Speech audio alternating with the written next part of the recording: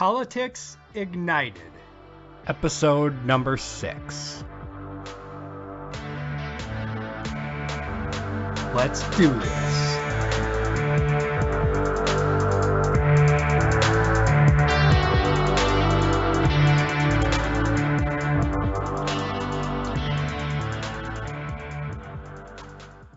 This is Politics Ignited, where we're joined by exciting liberty-minded political activists from around the world, giving you the Ignite Nation direct insight into how they got involved in liberty, what they are doing now to fan the flames, and what you can do to light the fires of liberty.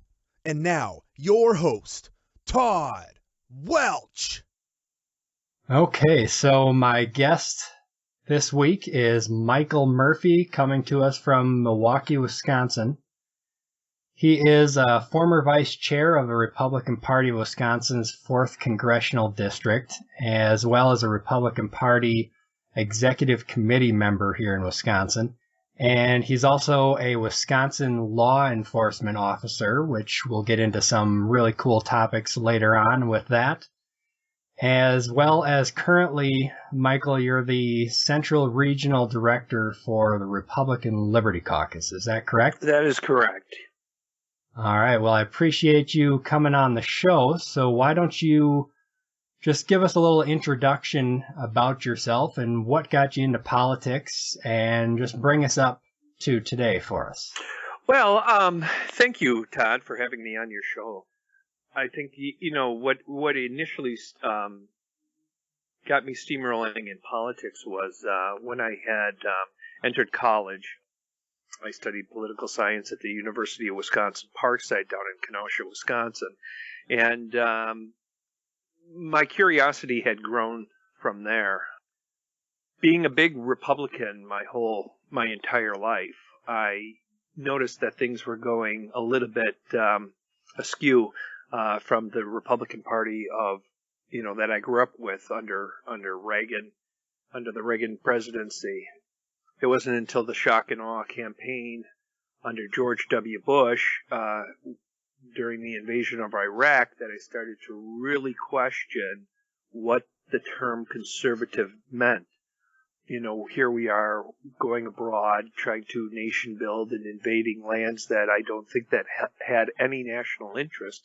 And being a former United States Marine myself, I knew that a lot of this stuff was, it just didn't seem diplomatically apropos, or, the foreign policy started to become more of an offense than a Department of Defense. And so that's when I started to self-reflect, self-question a lot of things. I got active within the John Birch Society, and then I transformed from there into more the libertarian type mindset. I started learning about the Austrian School of Economics, and then this great man came and kind of picked me up from the shallow, and that was Dr. Ron Paul. And everything from there on out became more of a mission for me in becoming an activist and becoming involved in my local Republican Party. And since then, I've been steamrolling and working at a grassroots level, and just trying to help spread the message of liberty as best as I can. All right. Yeah. So Ron Paul, kind of like myself, was really the catalyst to get you into the more activist side of politics, then, it sounds like. Yes, he was the doctor that cured my apathy. Yeah, I think you and me, along with millions others in this country. So that is correct. It's kind of the rebirth of liberty in the United States, in my opinion. Now, Michael, why don't we dig a little bit more into your work within the Republican Party and tell me how you became the 4th District, became the vice chair of the 4th District, the Republican Party of Wisconsin. Well, it's a kind of a very interesting story. What had happened was, at the time, I had been approached. I was approached by two gentlemen, one, Tony Bellante, who has recently passed, unfortunately. But he was highlighted in the movie For Liberty, put together by Chris Rye and Corey Keeler. But he and another individual within the Republican Party of Milwaukee County had approached me when I was the Republican Liberty Caucus chairman for the state of Wisconsin. And they really had admired what I was doing with the Republican Liberty Caucus here in Wisconsin. And they asked me to help inject liberty within the Republican Party of Milwaukee County. The two individuals recruited me to head up the South Side branch of Milwaukee County.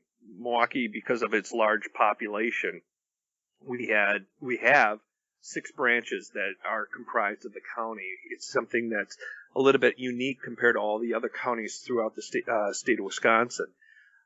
It was pretty much a mothballs type branch, and the current chairman of that branch was doing nothing with it. So I came in, I ran for to be elected as the branch chairman, and subsequently had won.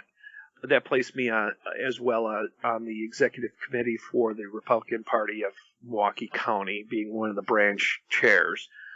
From that point there, I grew the branch, from nothing, and brought it to, about 100 to 150 people just in one branch, as far as membership. A lot of my, teachings and people that I would bring into my local branch meetings were more of the non-traditional Republican, more liberty, and that sparked a lot of interest in Milwaukee County, to the point where I was being tapped on my shoulder by the congressional district chairman to run for vice chair, and I did, and then won that seat.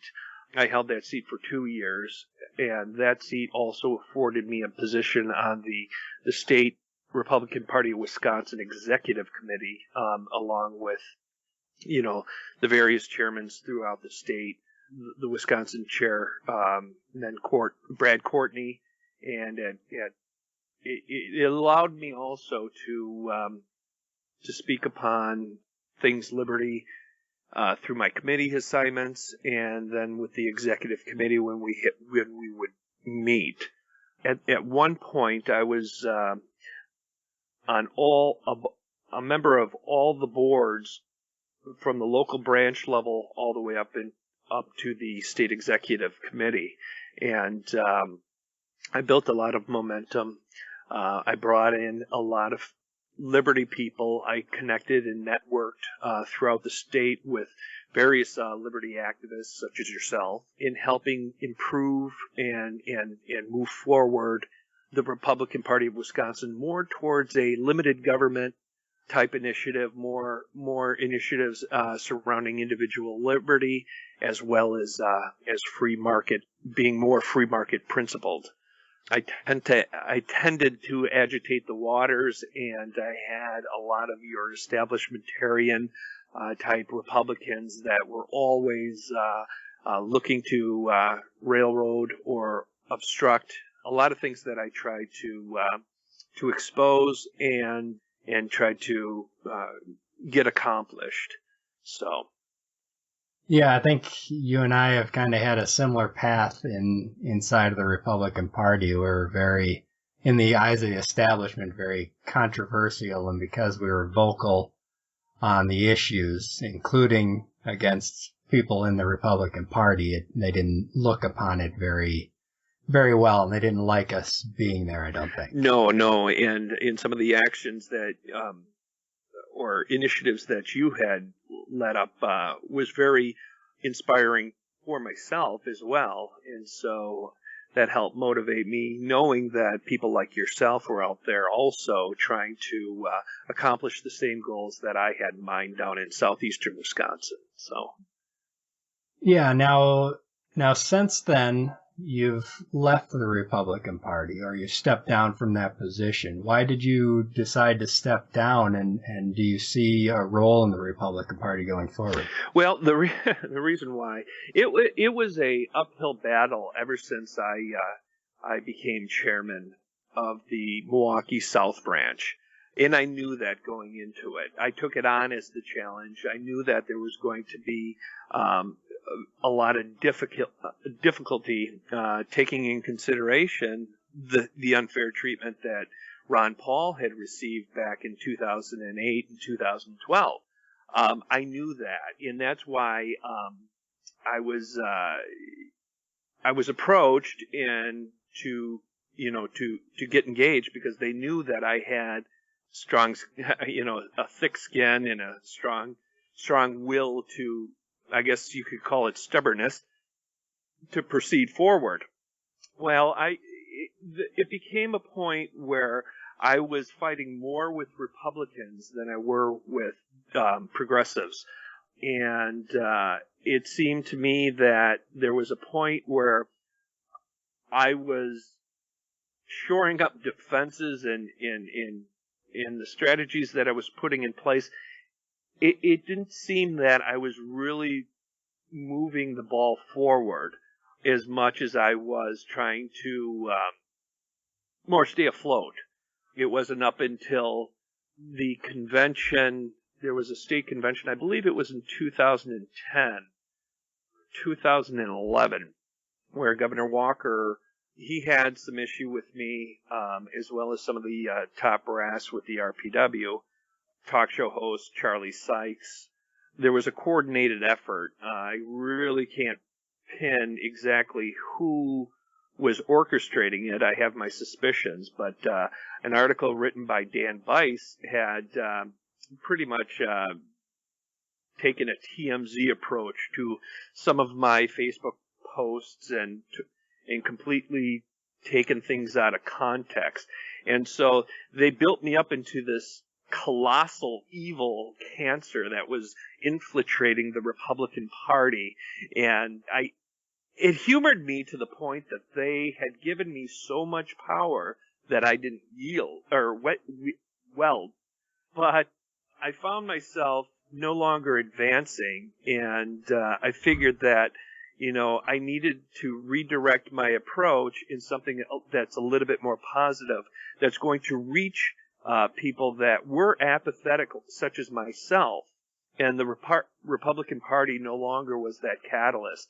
So I did not seek re-election to be the vice chair of the 4th Congressional District any longer, because I thought I could put my efforts and time and energy into something a lot more positive.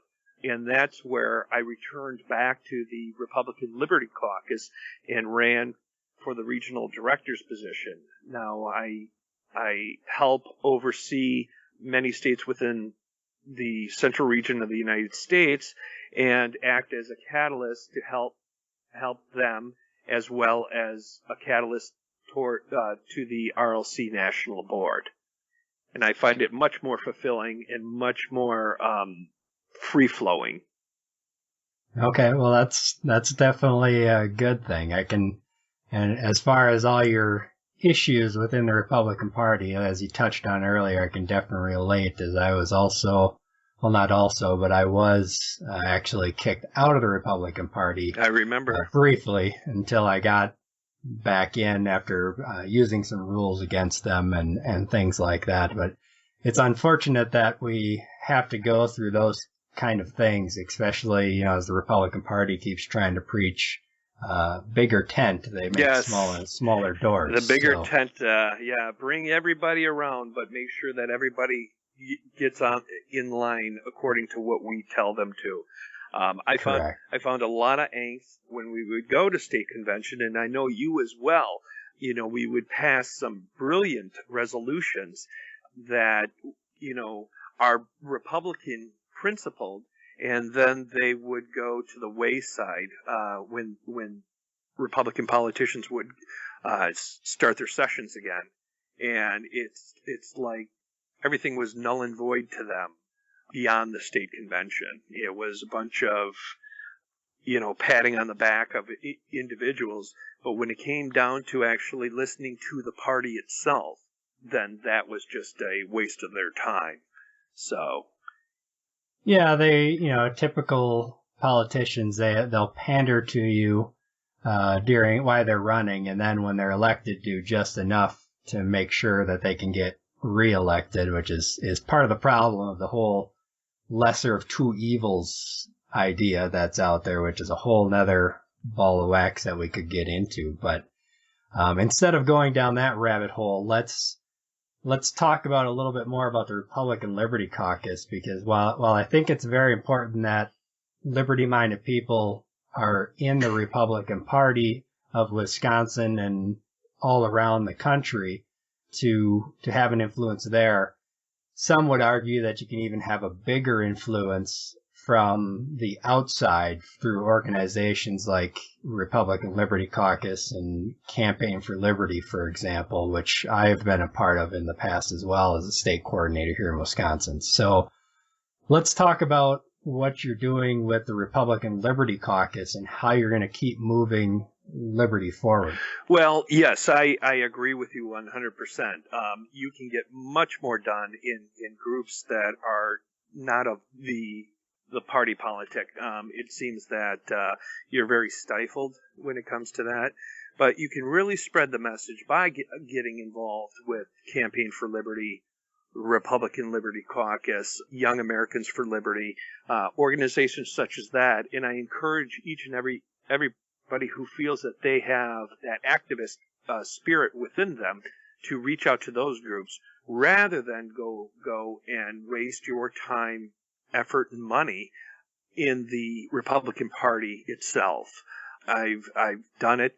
I've wasted a lot of my time and a lot of my money doing so. And I think you can reach a much broader base of people in those external organizations. Now, the Republican Liberty Caucus is a 527 political action committee, and we do endorse candidates throughout the United States. The state chapters then endorse on a local grassroots level, such as the assembly and state senators and even governor. But as far as the RLC national, we then, as a board, we nominate or we endorse, not nominate, we endorse politicians on the federal level. And we do have our own PAC that does help out certain candidates throughout the nation as far as financing, and we try to do what we can do to influence the elections for those liberty candidates that pass our muster. Okay, so does the Republican Liberty Caucus mainly focus on supporting candidates, or does it also work on pushing legislation and stuff like that? Well, we tend to push candidates more than legislation, but with the hopes that those candidates that we push advanced liberty style legislation. Recently, like I said, in off election years, we'd work more towards that, but that would be done more on the state level. I know when I was chairman of the state of Wisconsin, that's what I kind of focused on. And in fact, I interacted with your group, Campaign for Liberty, in trying to almost couple a legislative effort, such as signing open letters to the governor, requesting certain legislation to be passed or not passed, such things as DNA, upon arrest. With Governor Walker, unfortunately, he had passed that, and that is now law here in Wisconsin. But for the most part, it's fostering the candidates throughout the nation, the people like Thomas Massey and Justin Amash and Rand Paul, and those individuals that we see within the Republican Party that are of a liberty or libertarian type spirit that will help limit government, truly limit government, uphold individual liberties, and maintain a free market system.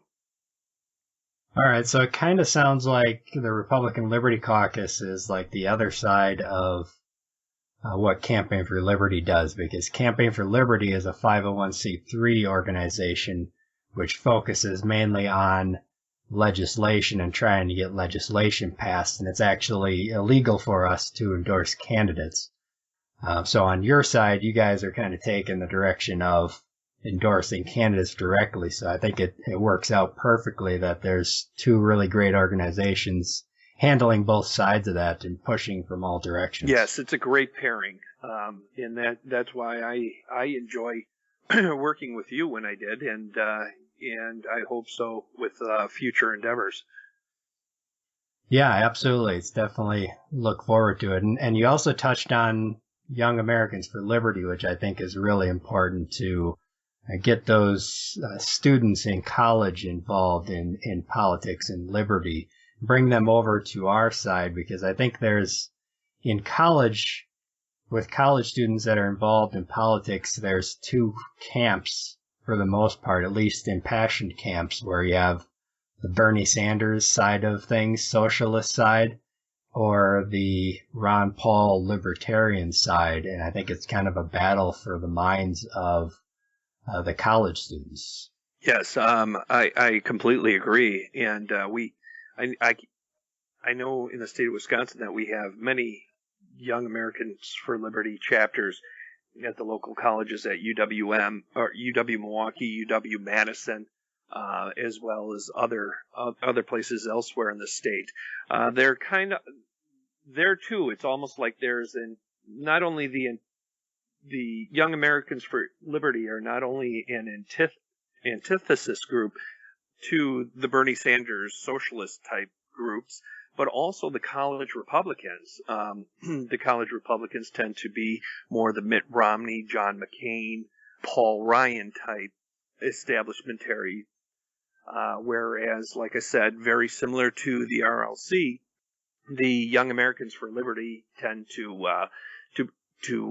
propose and to help influence the principles of Ron Paul and Rothbard and Murray as far as the Murray Rothbard as far as the Austrian School of Economics is concerned.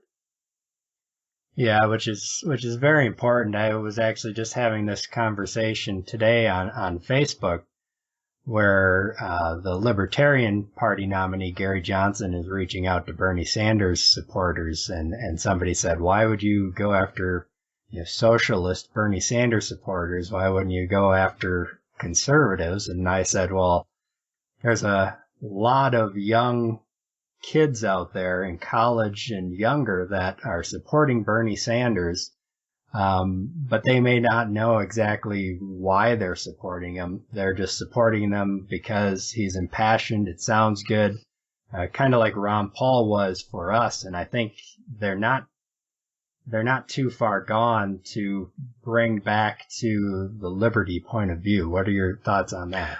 Yes, I agree. And I think a lot of those college students that do back Bernie Sanders, where they align a lot with the Young Americans for Liberty is individual liberty, whether it be gay marriage, the legalization of marijuana, some criminal justice reforms, things like that. They're very synonymous with each other. Where I think the great divide comes in is obviously when it comes to capitalism and in the economics of it all. But really, some of them may just simply feel that that's the only way to go about it is more of a socialist type of government, because that may have been what their folks had preached to them growing up. And like myself, I was unaware of Austrian economics up until 2006, 2007. And the more that I looked into that, the more, for me, it made sense.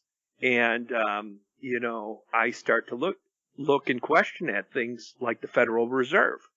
But I would not have known that. I would have thought, well, the Federal Reserve, we need that. That's the central bank. I wouldn't have thought that, wow, this is more of a cartel here than it is of a central bank. So maybe, are these kids really signing on for the socialistic type economy, or are they just oblivious to what liberty and freedom can offer? So by Gary Johnson reaching out to these young millennials, I think that's a fantastic thing, and hopefully they can either learn from it, or if they don't and they reject the capitalism aspect of it, at least they can sign on board because they want, more of less of a restriction on their own individual liberty. Yeah, and I think it really comes down to, if you look at what they're believing in, they're valid points. I like to say that I believe in 95% of what Bernie Sanders sees as the issues. I just don't believe in any of his solutions. And what are these kids facing? They're facing big corporate companies, crony capitalism. What the Democrats are calling capitalism is, of course, crony capitalism that's in bed with government. And so they're running into that. They're running into piles of debt that are being piled onto them through the schools and college and things like that. They're looking at endless wars. And of course, the Republican Party candidates are not talking about how to end that. I mean, certainly Donald Trump is not talking about any of that stuff. So that's what Bernie Sanders is talking about. So that's what they're going towards. And I don't think they're even necessarily looking at as much of the socialist side of things other than just taking control and giving power back to the people and getting it out of corporations' hands that are in bed with government. So if we show them the other side of that, I think there's a good chance of bringing them over. Absolutely. And it's just not bringing them over from the far depths of Bernie Sanders. It's also bringing those who support people like Paul Ryan, who tend to do that, but more on a light level. The crony capitalism still exists in the Republican Party. The big government, the big spending, the perpetual war, that stuff that was synonymous to socialism and practices of the Democratic Party have come along and infiltrated the Republican Party under the guise of the neoconservative. So there are people that need to be awakened that are amongst the right, and I hate to use that political paradigm, but that's what's what most people identify with, is that the people on the right too need to be enlightened a little bit more towards liberty. Yeah, I agree 100%. Unfortunately, this year we're getting more of the same out of the Republican Party nominee. Some people like to think that he is an outsider, but I think when it really comes down to it, he'll be one and the same with the past Republican presidents that we've seen recently. I forecast he's the quintessential crony capitalist. He is Mr. Wall Street, and he will help out his buddies. I think that Hillary Clinton would do more to suppress liberties and be more of a warmonger, but you can't necessarily rule out Trump from any of that simply because of the statements that he had made about killing the relatives of foreign terrorists, or some of the asinine statements that he makes towards the illegal immigration problem down on the border. So it's the Republican Party and the Democratic Party, I believe, have become two mafias that are running their own type of big racket, and the people of the neighborhoods are always there to suffer. So it's, which racket do you want to fall under? Which racket do you want to be a victim for? Yeah, well, it's an interesting year. The two candidates officially now, I guess, pretty much the two candidates Clinton and Trump are two of the most hated nominees that we've seen, I believe, ever. And so now we actually have a third party, Libertarian Party, and Gary Johnson, who's polling, last I seen, at about 11% on a national poll.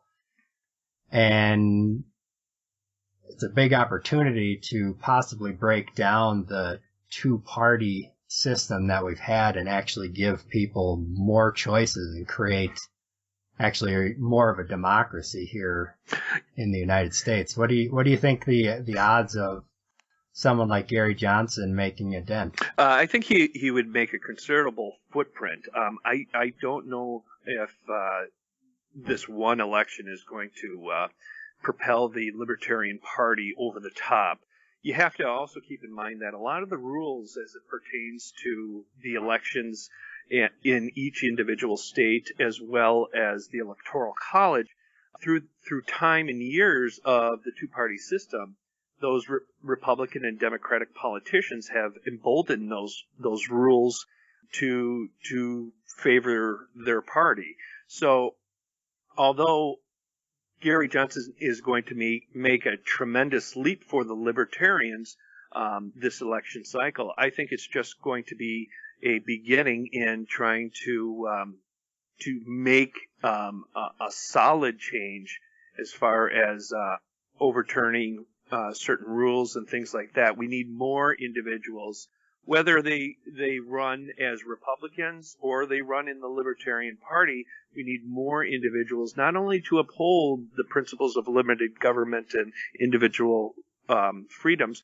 but also to help strip down some of those campaign rules and in laws to where it makes a third-party candidate more easily allow them to run in a more easy fashion.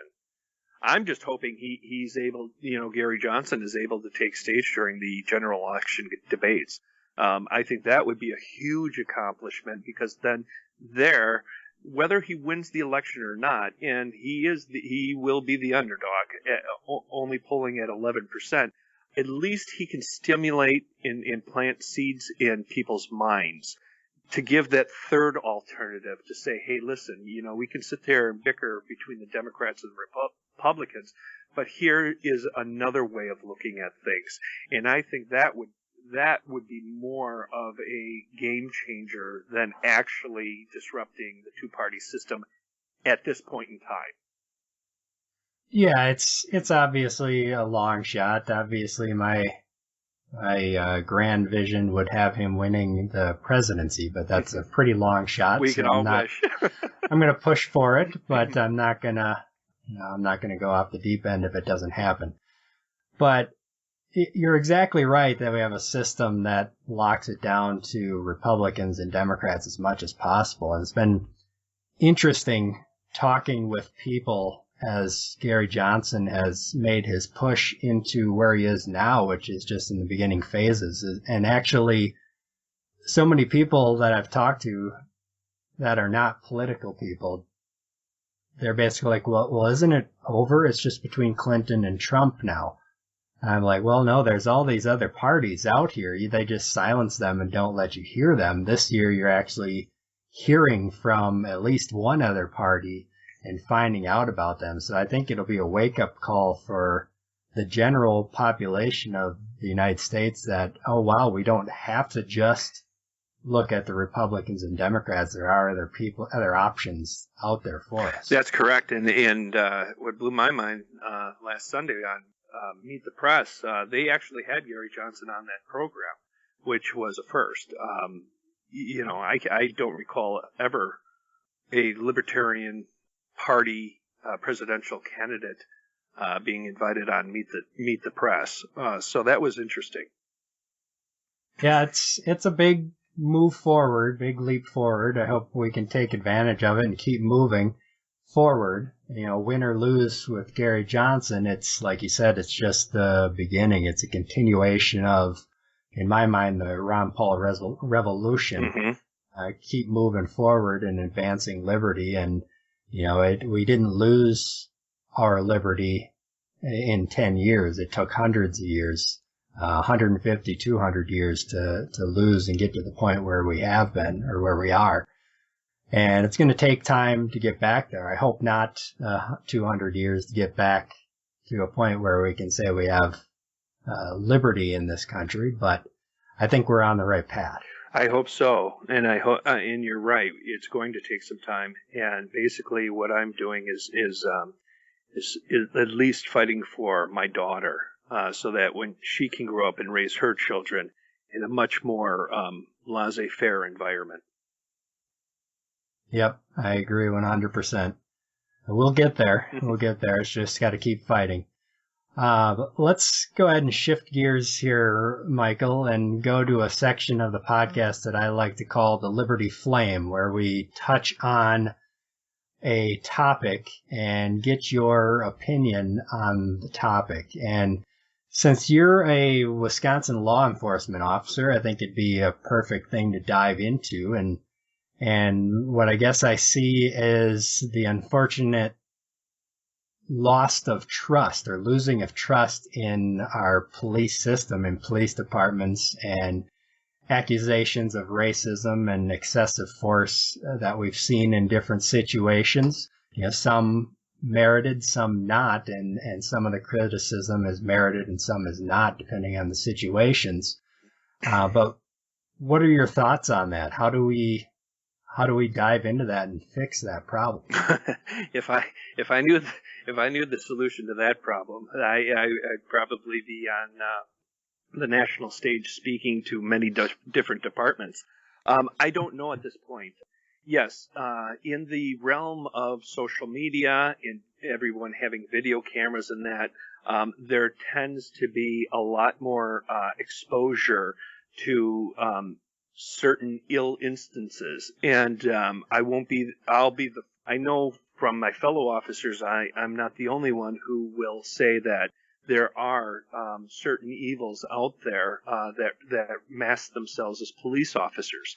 But for the majority of I've been a police officer now for 17 years, and when I first got on, I saw things that were a lot more oppressive or tyrannical. Trust me, and I'm not.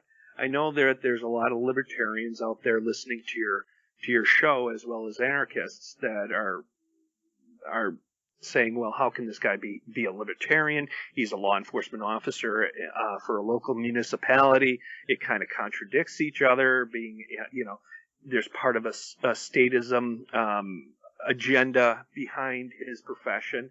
Yes, there is. I am a libertarian. I am for limited government.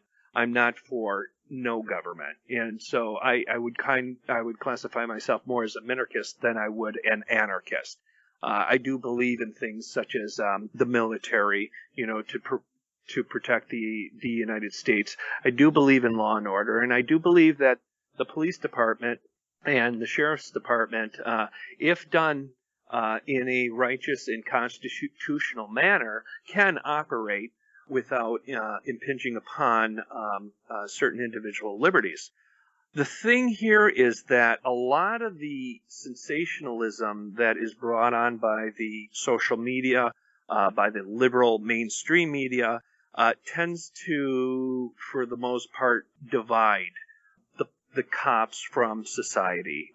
It appears like this is the nouveau type picture that they're trying to paint.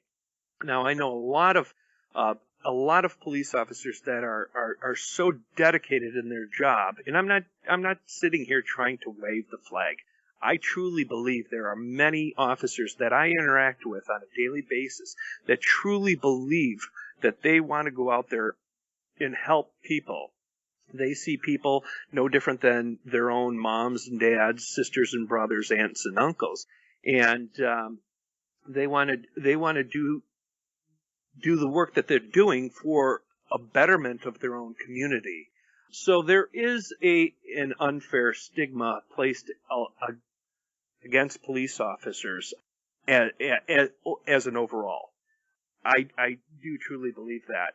But there's a lot of things that police officers have taken on as blame, where the blame should actually be placed in the lawmakers' hands. An officer that arrests you for possession of cocaine or marijuana is not the one to blame. It's your lawmakers that are imposing these ridiculous laws that are put in place, when actually removing a lot of these laws will help foster and help bring people that are in the low economic status or in the ghetto out. When you have a black male, a late teens to early 20s black male, and he already has 2 felonies hanging over his head due to drug prohibition laws, how are we as a society supposed to expect him to rise above and get gainful employment and help out society when from the get-go he made a stupid error, maybe got pinched with a little weed a couple times, and now he's labeled a felon.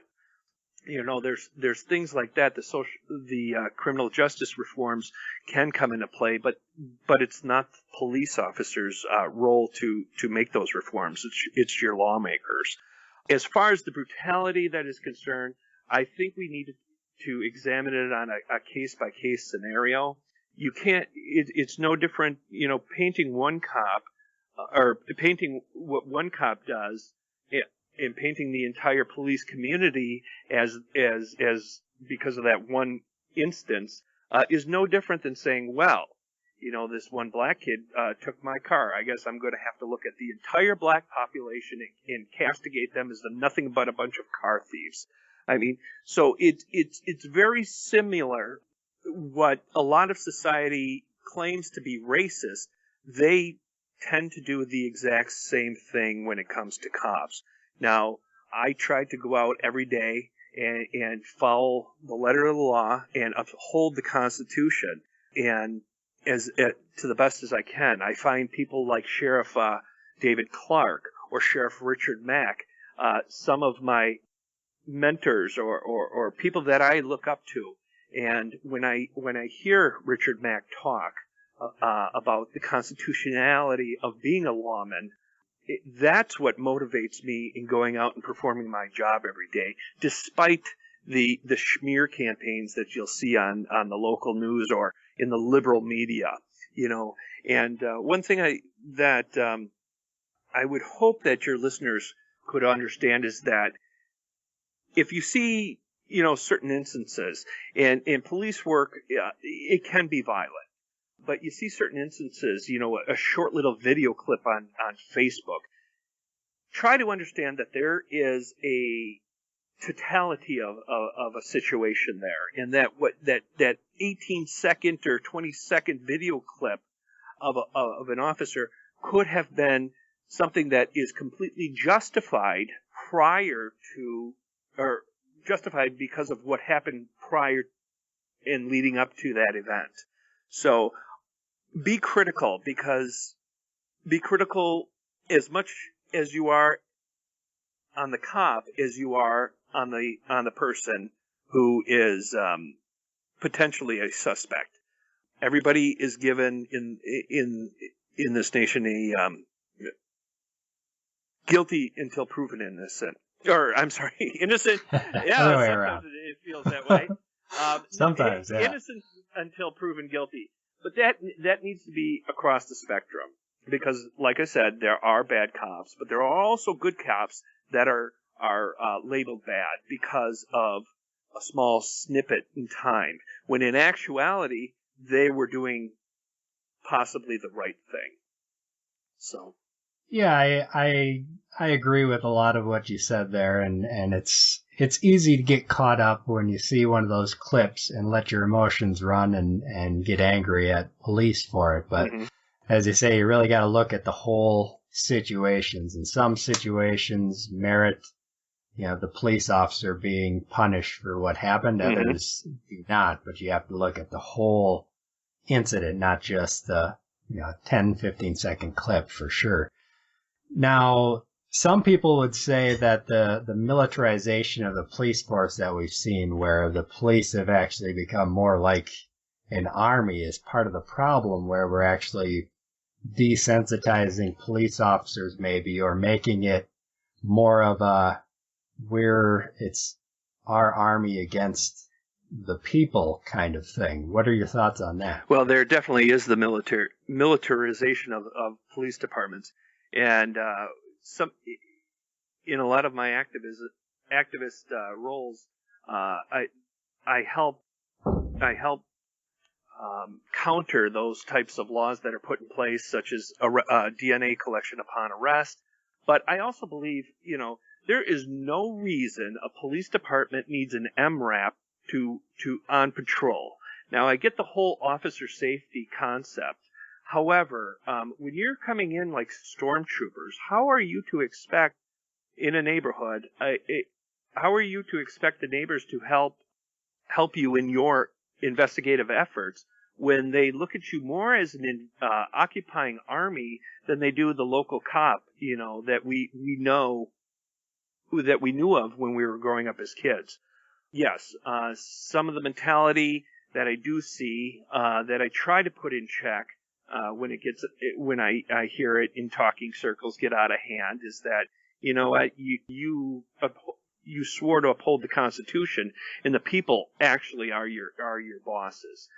We're here to keep the evil from the rest of society, but the rest of society also should be protected. So I don't tend to fall into that mindset, but there is a mindset that is perpetuated.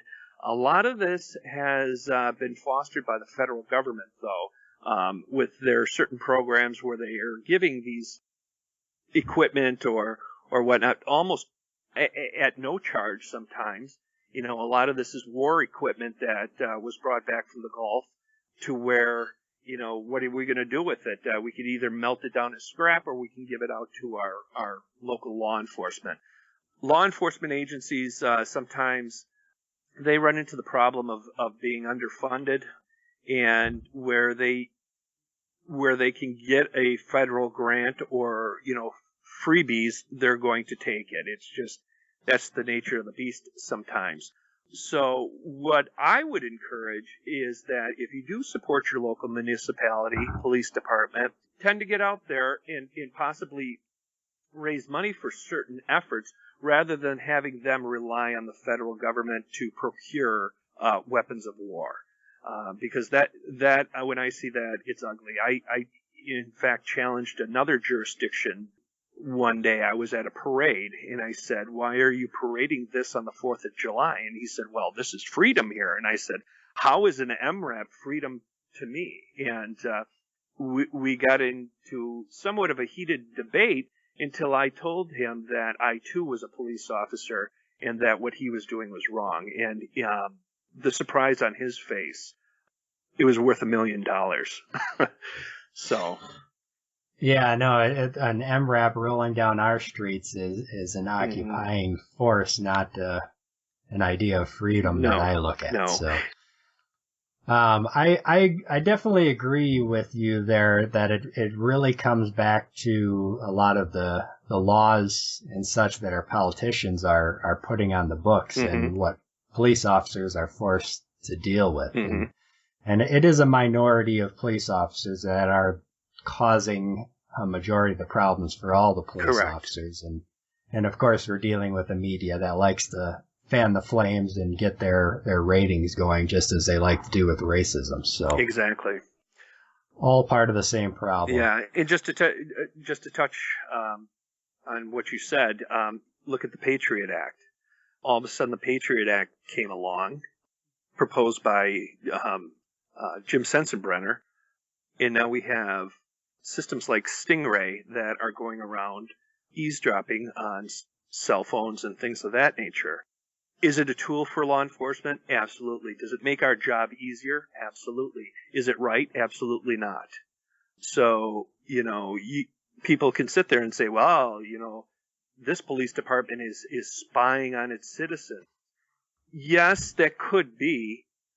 For the most part, the investigating officers that are using these equipments are really hitting on a target.